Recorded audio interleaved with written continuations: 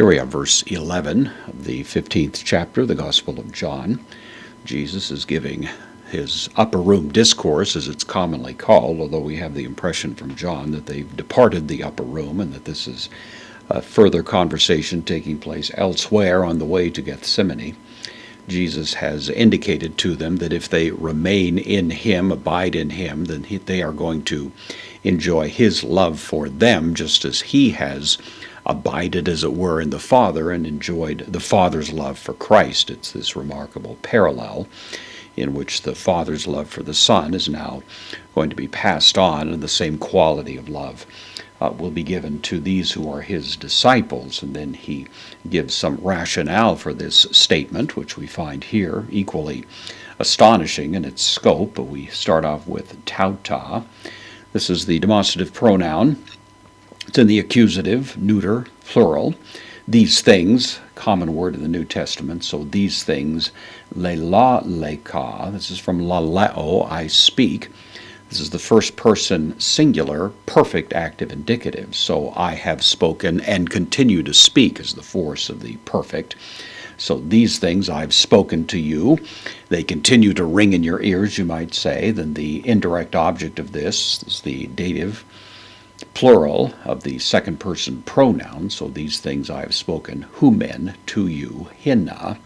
In order that takes the subjunctive, and we find that hiding right down here. So I have spoken these things to you in order that, and then he, the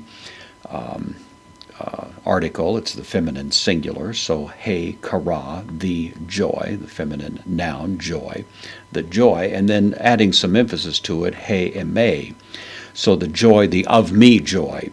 He doesn't say he kara mu, my joy, which would be the more common way, but this a little bit of additional emphasis here does add some intensity to it. So the joy, the of me joy, and then in preposition with the dative.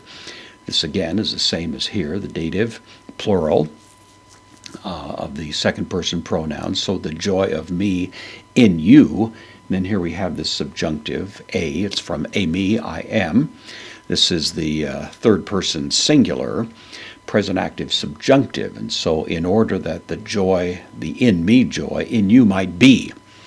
And this is a rather interesting statement. It's been the subject of some conversation and even some disagreement among commentators, but I think the best view, certainly the majority view as far as I know, is that Jesus is referring to his own joy, that the joy that is in me, this joy that I experience in the capacity that I have as the Messiah, we hear of that elsewhere, who for the joy that was set before him endured the cross, despising the shame. We hear of that over in the book of Hebrews. There is a joy in Christ, which he seems to be suggesting now is the joy that will be in them. In other words, they're going to participate to some degree in the very joy of Christ. And then as a direct consequence of that, kai, the connective, he kara, same thing, the same construction is here, the joy, humon. This is the second person plural genitive pronoun, so it's the joy of you, and then plerothe, from pleroo, I fulfill, I bring to full, complete expression, and this, of course, is the passive, so it's the third person singular, air is passive subjunctive, so that the joy might be in you, and in addition, in the subjunctive, your joy might be brought to its fulfillments. And the sense of it is that as a result of the fact that my joy is in you, your joy is going to be made fully complete. It reminds me a little bit of the movie some years back, The Chariots of Fire, where the runner says, when I run, I feel God's joy, God's pleasure in me. And maybe that's a little bit of what is implied here, that the very joy of Christ is going to be in us as we follow him, obey him, and in a sense that brings our joy to its most maximum and intense expression.